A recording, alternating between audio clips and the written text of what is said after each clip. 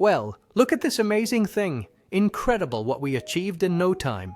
Today, I'm going to show you a very simple and economical way to multiply your olive trees at home using only water and some small olive branches. Yes, you heard right. Propagating olive trees in water is an easy technique, ideal for those who enjoy gardening, but don't want to complicate things with soil or a greenhouse. If you love olive trees as much as I do, you'll love this video. The first thing we'll do is choose the right branch. We need young but firm twigs, known as semi-hardwood cuttings. Cut pieces 15 to 20 centimeters long, ideally from a healthy, strong olive tree. We make the cut just below a node, which is the point where roots most easily sprout, and always remember to use clean, sharp scissors to avoid damaging the plant. Then, we remove the leaves from the bottom of the cutting, leaving only a few at the top. This helps the plant not lose too much moisture while it roots. Here's a very effective home trick. Use aloe vera and cinnamon. Both ingredients are natural and greatly aid in rooting. Aloe vera hydrates and disinfects, while cinnamon acts as a natural fungicide, preventing fungi and bacteria.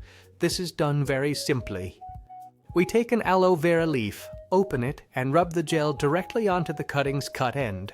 Then we coat that part in powdered cinnamon, covering it well.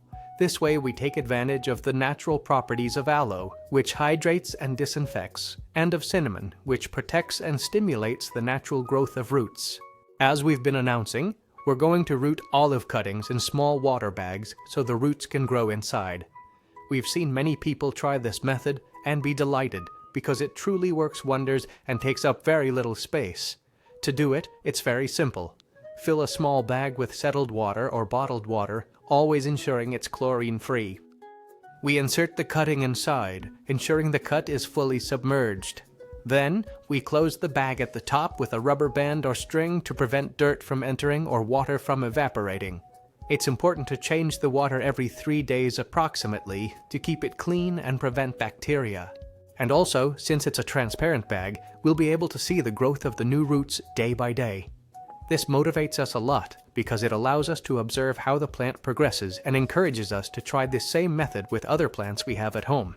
If you prefer, you can also do it in a glass, but in that case, try to cover it slightly, for example, with paper or a light lid to prevent dust or insects from falling in.